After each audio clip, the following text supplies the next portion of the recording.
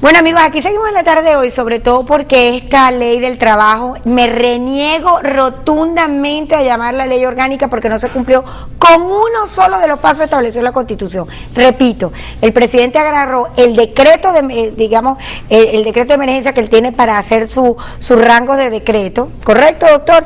Y además un decreto que viene por un tema de lluvia.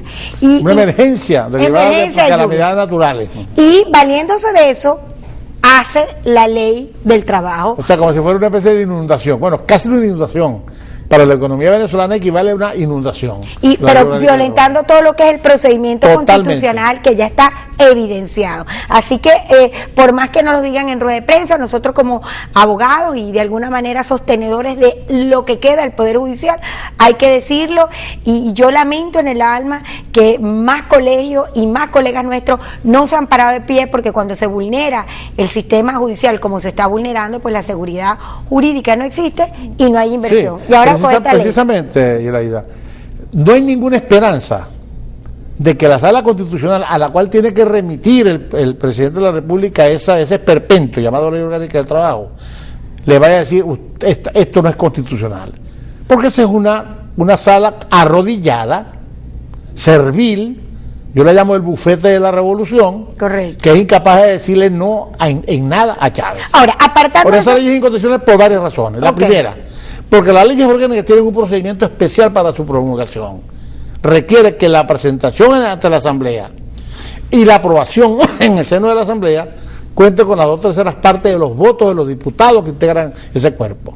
Es decir, eso determina que no puede discutirse sino en la Asamblea Nacional. Como sabía que no lo iban a tener, porque aunque ellos tienen la mayoría, pero no tienen las 2/3 partes, se violaron el proceso administrativo. Es allí la razón. Correcto. Como él no podía lograr que la Asamblea Nacional aprobara a su capricho una reforma laboral como esta, que es peor el remedio que la enfermedad, y lo veremos ahora, entonces recurre a la ley habilitante. ¿Qué tiene esta reforma, doctor, que ya se está hablando de que es populista, que beneficia muchísimo al trabajador?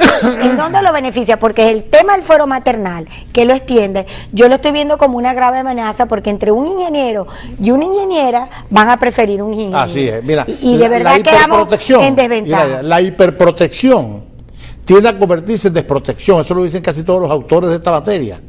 Pero es decir, cuando tú exageras, por ejemplo, la protección de la mujer, desconociendo de esa forma su igualdad, estás colocándole una especie de capitis diminucio respecto al trabajador varón y cerrándole las posibilidades para que pueda acceder al trabajo en comparación con el trabajador varón. Que dicho sea de paso, hay que decir que en las actuales circunstancias había un régimen que era bastante bueno, adecuado a la ciencia médica. De 6 semanas antes y 12 semanas después, es decir, mes y medio antes y 3 meses después, antes y después del parto, era lo que se llamaba los reposos de maternidad. Eso no fue producto de un capricho de Caldera ni de nadie, sino que la ciencia médica ha establecido que el lapso mínimo que requiere una mujer para prepararse para el parto y posteriormente para recuperarse del trauma biológico, psíquico que significa el parto, y además para mantener las relaciones afectivas que debe tener con el niño recién nacido, para garantizar su crecimiento, 3 meses después del parto es un lapso más que suficiente, sobre todo si queremos que la mujer trabaje.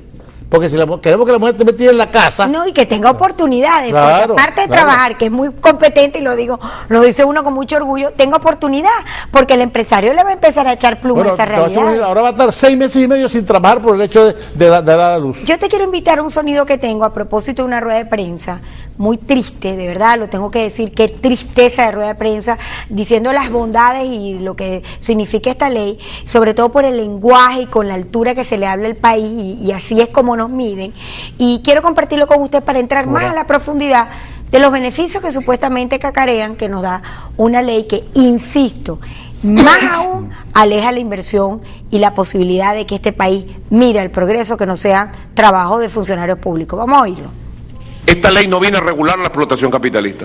Esta ley viene a plantear las condiciones para superar definitivamente la explotación capitalista y para crear condiciones de trabajo libre, igualitario. ¿En función de qué? De la patria. Afortunadamente aquí en la ley están previstos los mecanismos para que una vez que entre en vigencia se respete ese derecho. Así que las mujeres venezolanas tienen garantizado desde el primer día que entre en vigencia la ley su derecho a prenatal y postnatal de 6 meses y medio. Lo tienen garantizado. Y nadie los va a tocar. Se recupera, como ustedes saben, la retroactividad, conocida así, sobre las prestaciones sociales, artículo 142.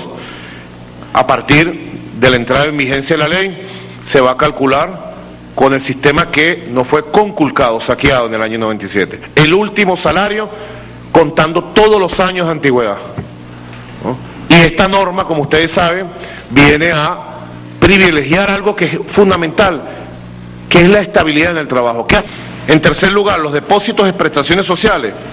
Aquí se mintió mucho sobre el tema del Fondo Nacional de Prestaciones Sociales. Se harán donde el trabajador decida. Deberían pedir perdón y disculpas los que mintieron sobre esto, ¿verdad?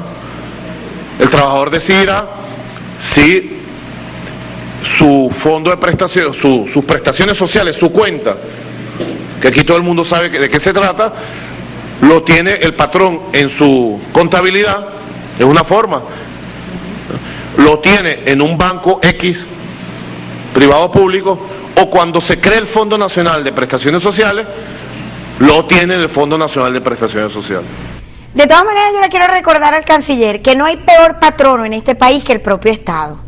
Y antes de hablar tanto del imperialismo y de los capitalistas, yo le quiero recordar que las gran manifestaciones que se están haciendo a lo largo y ancho del país es justamente con un tema al Estado mismo, que es el peor pagador, el peor responsable y digamos, el que más injustamente trata el tema del ajuste por responsabilidad y por verdadera meritocracia.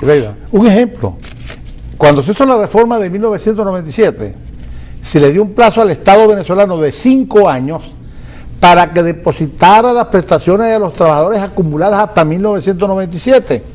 Es decir, que ya para este momento, estamos en el 2012, ya debería estar totalmente canceladas las prestaciones de los empleados públicos y los que están trabajando tendrían que tener sus prestaciones ya en fideicomiso obligatorio.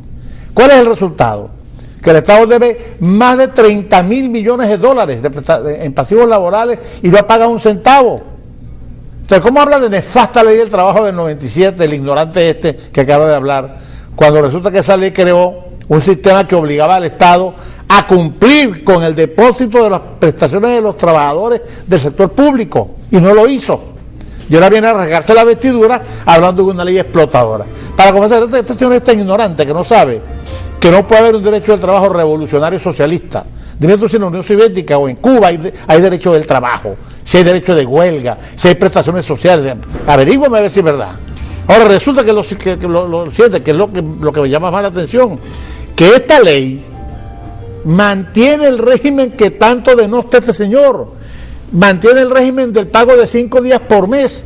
¿Sabe cuál es el único cambio? Que da risa, que manda a calcularlos por trimestres y no por mes. Que es peor. O sea, los 5 días por mes pasa a ser 15 días cada 3 meses. Ese es todo el cambio. Vamos a identificar y volvemos para que entonces apuntalemos la otra cosa. Para ver cómo engañan al sí, pueblo. Por eso es que lo estamos aclarando aquí, lo vamos a repetir bastante el programa, porque las cosas con cierta altura hay que explicarlas también. Y usted escúchelas, por favor. Ya venimos con más.